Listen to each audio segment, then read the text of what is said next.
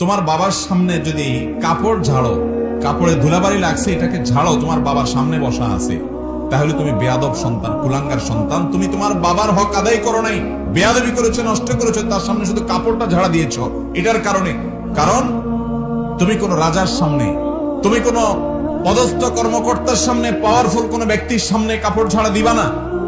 তোমার বিবেকে বাঁধবে, দুনিয়ার যত বড় নেতা, যত বড় ব্যক্তি হোক, যত বড় আলেম হোক, যত বড় হুজুর হোক, যত বড় শেখ হোক, যত বড় আল্লাহর নেককার বান্দা হোক, যত বড় ইমাম খতিব হোক, হারামের ইমাম হোক, তোমার কাছে তোমার মা বাবার চাইতে বেশি শ্রদ্ধা পাওয়ার উপযুক্ত আল্লাহর জমিনে আর কেউ নাই। আবু হুরায়রা রাদিয়াল্লাহু তাআলা আনহু, তিনি এক ব্যক্তিকে দেখতে পাচ্ছেন যে সেই লোকটা আরেকজনের সাথে হেঁটে আসছে। তিনি থামায় বললেন যে তোমাদের একজনের সাথে আরেকজনের কি সম্পর্ক, অর্থাৎ তোমরা কি কেউ কারো কিছু হও কিনা। তার সন্দেহ হলো। তখন ছেলে বলল যে উনি আমার বাবা।